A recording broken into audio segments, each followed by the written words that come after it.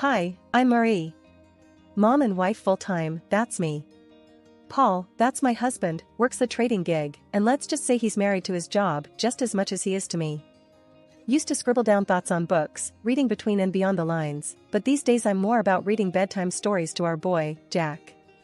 Life threw some curveballs early on, lost my parents when I still needed them. That was rough.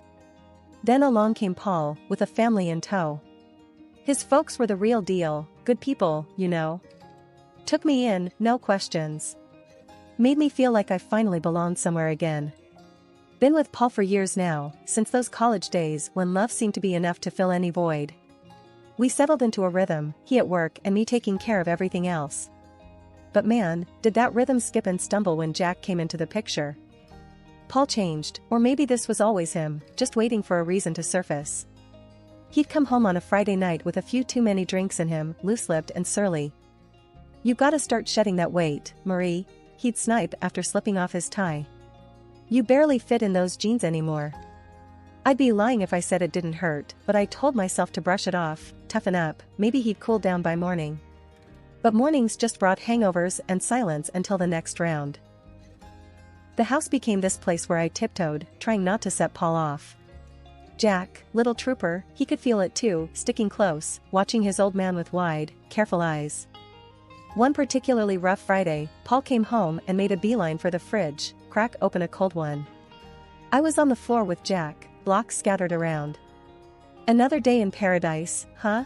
Paul sneered, leaning against the counter. I forced a smile. Just the usual, you know, chasing after this little tornado. I ruffled Jack's hair, but my heart wasn't in it. Paul tossed his head back, downing half the bottle. "Maybe put some of that energy into a workout routine, eh?" I bit my tongue, counting to 10 in my head. "I'll look into it," was all I managed, shuffling Jack into his pile of toys, anything to escape the cutting edge in Paul's tone. But the weight wasn't just on my hips, it was on my chest, heavy, making it hard to breathe. I didn't know who I was in Paul's eyes anymore. I had finally shaken off those last stubborn pounds. It felt good, kind of. But Paul, well, he had a talent for finding flaws. My sweats and baggy tees were the new target. "Jesus, Marie, you dress like you're living at the gym. When was the last time you dressed up? Remember how you used to look?" There he was, leaning on the doorframe with that look that said everything his words didn't. I glanced down at my stretched-out mom life tee and yoga pants. "This is just practical, Paul. You want me all dolled up to do laundry and wrangle our son?" One corner of his mouth curled up like he had just made a successful trade. "I dunno, how about looking good for your husband? That used to matter." I sighed, rolling my eyes. "Well, unless my husband starts taking meetings at the playground or the grocery store, I think I'll stick with practical." He shook his head, chuckling without humor. "You used to care, Marie." His voice trailed off as he wandered back toward the living room, his disapproval hanging in the air like a bad smell. Then there was Jack, our boy, trying to navigate the shaky terrain between us. I was teaching him please and thank you, thinking manners mattered. Paul caught a bit of our lesson one afternoon and scoffed. "Look at you, teaching him to be Mr. Manners. You want him to get trampled on?" "Manners are important, Paul. It's about respect," I said, trying to keep my voice even. "Respect is earned, not politeness policed," he shot back. "He needs to toughen up, not be some yes, please pushover." Then the whole freeloader thing started. One night, Paul came home, tie askew, looking like he had won and lost the same fight. "Nice day?" he asked, sarcasm heavy as he glanced around what I'd come to see as our minefield of a home. I put down Jack's toy and braced for what was coming. "Just the same, dealing with tantrums and spills. How was work?" Paul's laugh was short and sharp. "Work? Oh, it was just dandy, supporting a parasite." My cheeks burned. "Excuse me?" My voice was a little too loud.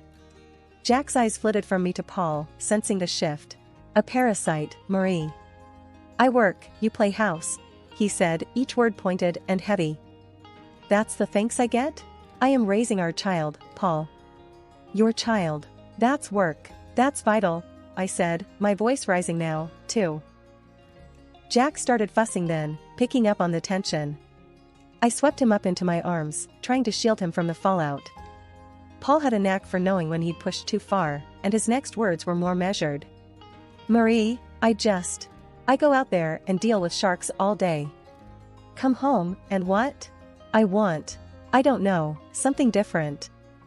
I can't be your one-man show, Paul, I said softly, trying to defuse the bomb that our marriage had become. I'm here, juggling a million things for us, for Jack. We looked at each other then, really looked, and I wondered if he saw the plea in my eyes. The help me, back me up, be with me that I felt screaming inside. But he turned away, the finality of his silence telling me that no, he didn't see. He didn't want to. One day, the disrespect boiled over. Jack scrunched up his little face and called me a name, a real zinger. He got it from Paul. You're just a lazy bum, he had hurled at me, his tiny voice bitter and angry. I felt like I'd been slapped. What? Jack, no, you can't say that, I stumbled, shocked. He folded his arms, stubborn as his dad. Dad says it, so can I. That was the last straw. When Paul got home, I was waiting, steaming like a forgotten kettle. You know what your son called me today? I laid into him without waiting for an answer. Paul dropped his keys on the counter and chuckled, clearly not seeing the line had been crossed. What did he say? The truth? He tossed his words over his shoulder as he walked to the fridge, his casualness like acid on my skin. Is that funny to you? I was shouting now, my usual restraint snapped tight as a dry twig. Your son is calling me names. Paul leaned against the kitchen counter, beer in hand, a smirk blooming on his face. Oh, come on, Marie. Kid's gotta learn to stand his ground. I was staring at him, hands balled into fists. By disrespecting his mother? He shrugged, a lazy lift of his shoulders that sent me teetering on the edge. You're too soft on him. Look, he's getting some spine. Spine? My voice shot up another octave. He's learning to be just like you. Paul grinned and ruffled Jack's hair. Ain't that right, champ? I turned to Jack, who was looking at us with eyes that were too old for his face. Jack, listen to me. What you said to me this morning was wrong. You can't talk to people like that. Jack's chin jutted out, defiant and stubborn. But Dad. I don't care what Dad says, you listen to your mom. I cut him off, my heart thudding like a drum. I was desperate for him not to follow in Paul's footsteps. But Paul wasn't letting it go. The boy's gotta learn to speak up. World's not gonna hand him anything. You keep coddling him, he'll end up. I get it, all right? I get it. I cut him off, feeling the weight of his words like a physical thing on my chest. But there's a line. You don't get it, do you? Paul threw up his hands, that ugly smirk still there. Whatever, Marie. You make mountains out of molehills. I turned from him, that burning in my chest now a churning mess. This is not how I want our son to grow up. This disrespect ends now, it ends here. Paul just took a swig of his beer, and I knew, right then, my words were just bouncing off him. I looked at Jack, really looked at him. You apologize to me, now, I said, the power in my voice surprising even me. Jack's eyes darted between me and Paul, but he knew that tone. Sorry, Mom. The word was small, almost lost in the kitchen, but it was there, and it was a start. I moved closer to Jack, knelt down so I was eye level with him. Thank you. We treat each other with respect in this house, you got it? Paul snorted behind me, but I ignored him. Jack nodded, a hint of my boy peeking through that new sullen shadow he wore. It was a crack in the wall Paul was building around him, a crack, but also a starting point. I stood up, squared my shoulders. We're going to fix this, Jack. No more name-calling, no more disrespect. We're better than that. I took Jack's hand, and we left the room, leaving Paul and his smugness behind us. I stood there on the sidewalk, my phone shaking in my hand. It was one of those moments where your gut ties up in knots. There, across the street, Paul was laughing it up with some woman. Blonde, curvy, and looking at my husband like he was the last piece of chocolate in the box. My thumb pressed record before I even decided to. The walk home felt a million miles long. A part of me hoped it was a misunderstanding. But deep down, I knew. Back in our kitchen, I threw my keys on the counter. Paul was sitting there with a beer, like he always did, but today the sight of him made me sick. Without a word, I tossed my phone on the table in front of him, the video playing. Care to explain? Paul looked at the screen, his eyes going hard when he saw what was on it. He muted it, placed it calmly on the counter, and then looked straight at me. Yeah, she's beautiful, he said, his voice dripping venom. You used to be like that. I felt the slap of his words, my cheeks flaming with anger, my body tense. So, that's it, huh? You parade around town with some woman while I'm at home? Paul stood up, his chair scraping back against the tile. He was too close now, his voice low and mean. What, you stalking me now, Marie? Can't handle the fact that maybe there's more out there than what's inside these walls? I was reeling, feeling the pieces click together. Cut the crap, Paul. You're cheating. He didn't even flinch. You wanna know why, he said, his chest puffing up. Because around her, I'm somebody. Not just the guy who pays the bills or the bad guy 'cause he ain't Mr. Rogers. So that's it? I edged back, feeling the counter dig into my hips.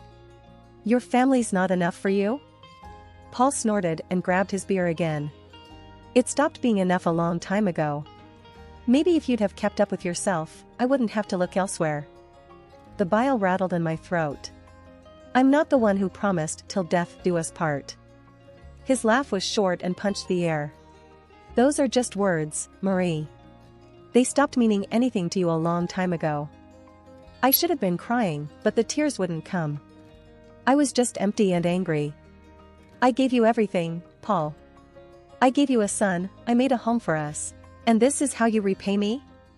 He took a long drink, then leaned back against the counter. You gave me a home? Looks like a prison to me.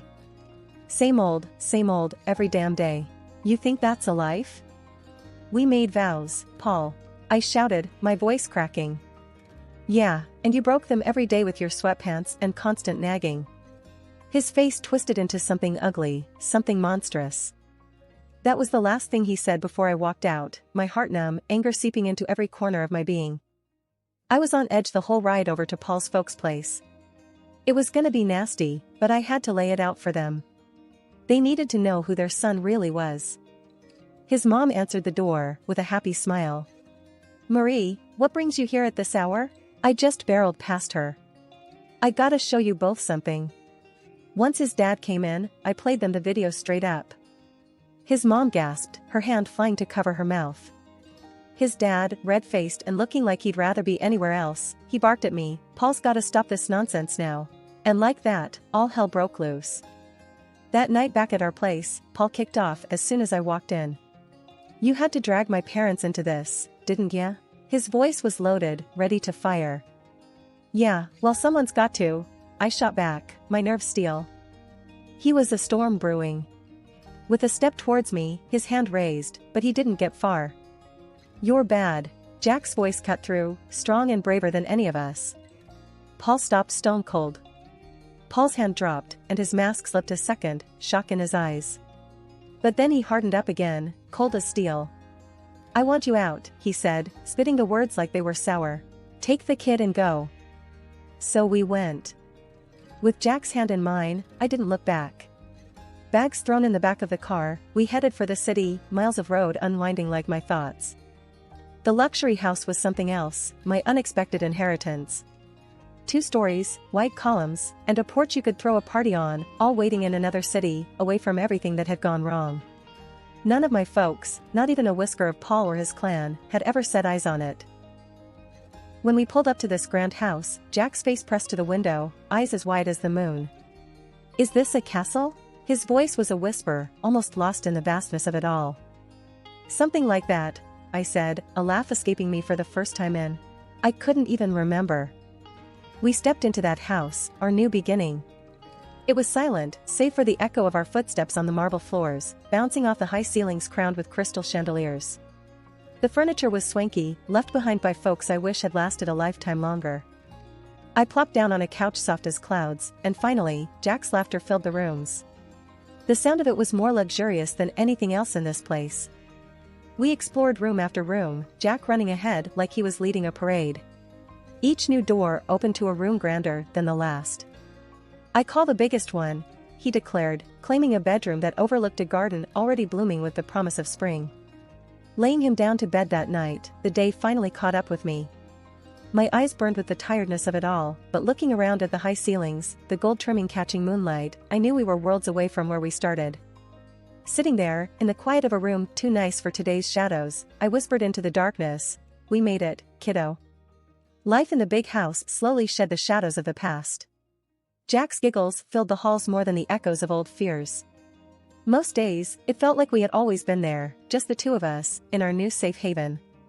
The house, with its silent strength, was keeping the world at bay until the day Paul showed up, uninvited and unwelcome. He was at the door in a storm of anger.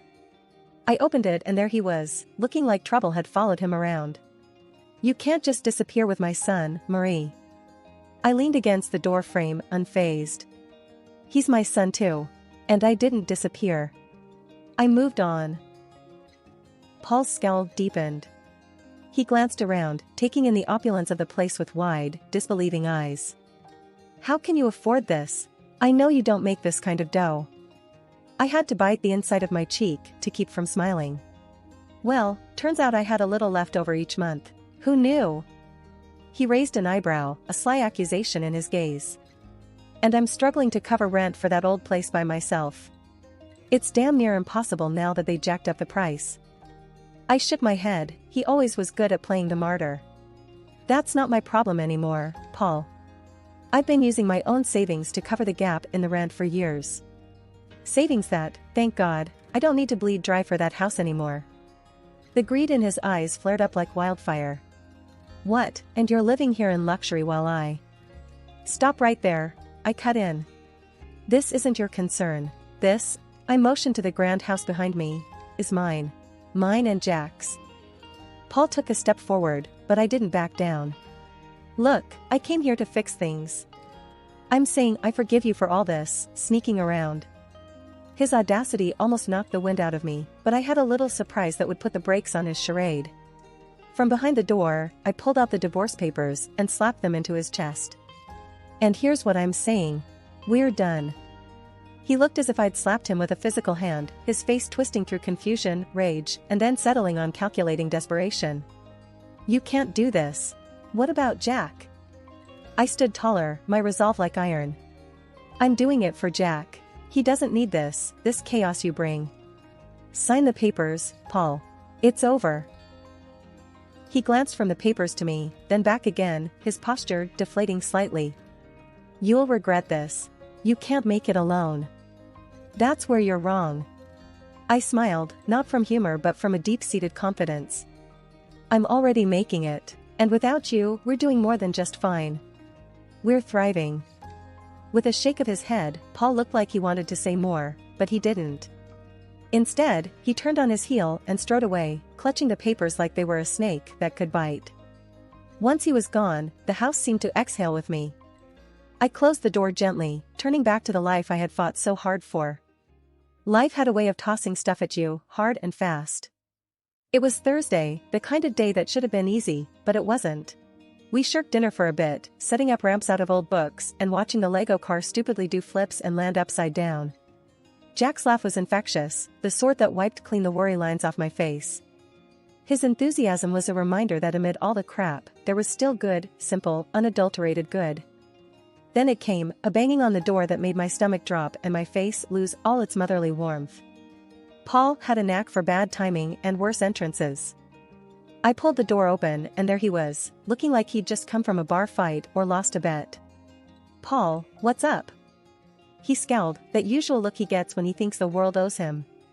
"So, this the high life? You playing house with my Jack while I'm scraping pennies just to get by?" Jack peeked from behind me, a knight in Lego armor. "Hey, screw off, Paul. Don't talk to my mom like that." Paul's face turned a nice shade of tomato. "The hell? You let him talk like that?" I stood there, hands on hips. "He's expressing himself. Something I should have done with you a long time ago." Jack came out from behind me, all fierce. "Yeah, get lost. My mom, my rules." Paul's anger was something else, a storm that had nowhere to go. "You think you're smart, huh? Talking to your old man like that?" Jack squared his shoulders, a small David to Paul's Goliath. "Don't gotta think. I know it. Mom knows it." Paul opened his mouth, but nothing came out. There was Jack, staring him down, waiting. This was no place for Paul anymore, no place for his bluster and noise. After a tense moment, Paul shook his head, muttered something under his breath and stormed off the porch. Jack turned to me with this look, the kind of look that said, "We got this." I nodded, all the agreement he needed. We went back to boiling pasta and racing Lego cars. That's how we do it, simple, nothing fancy. We just keep on. I was gabbing on the phone with Miss Dottie, Paul's mom, who was more my family than is now. "Honey, you just holler if there's anything you need, 'kay?" Her voice was always a warm blanket over the line. "We're all good, Miss Dottie." "Really, couldn't be better," I assured her, twisting the cord around my finger. She hummed a pleased note. "Just makes my heart full to hear that. Keep on keeping on, you hear?" Frank, her husband, yelled from somewhere behind her. "Tell her that any time she wants to send over some of that lemon meringue, we won't complain." A genuine laugh burst out of me. "Expect a pie on your doorstep soon, Frank." Exchanging a few more pleasantries, we hung up. I shook my head. If someone had told me last year I'd be mining gold from the wreckage of my married life, I would have laughed in their face. Jack pulled on my sleeve, waving his drawing like a 5-star general. "Look, Mom. This is our house." I looked down. His scribbles had heart. A big square house and 2 stick figures, a little one and a tall one, with sloppy grins and a lopsided sun shining down. The swing I'd put up for him stood out in green and brown strokes. "That's us, right?" A dumb question, really, but it made him nod with pride. "And I'm gonna sell my art, make us rich." There was serious conviction behind his toothy smile. "If you do, you're buying me that fancy coffee I've been eyeing?" I nudged him with a wink. He nodded, his expression all business. "Only the best for my mom." And just like that, the knot in my chest loosened a bit more. Sundays were like that, full of little miracles. The thing was, life had done a real number on us, but it was looking up. Paul got slammed by the door he let hit him on his way out. The fancy house he rented to impress his mistress turned out to be a couple of sizes too big for his wallet. Now he was cooped up in a tiny apartment, the kind of place his pride wouldn't have let him consider a year ago. And the mistress? She hightailed it the minute his pockets turned up empty and his promises hollow. But that was a tale for some other time. Right now was about Jack and me, and the park we were marching to, hand in hand. We stepped out, and the door clicked shut, a soft full stop to one chapter before immediately kicking off the next. Jack tugged me towards the park, his excitement bubbling over. I didn't glance back at our home, no need. Ahead was everything that mattered, me and my boy, parts of a world that kept on spinning, even when you felt like you'd fallen off.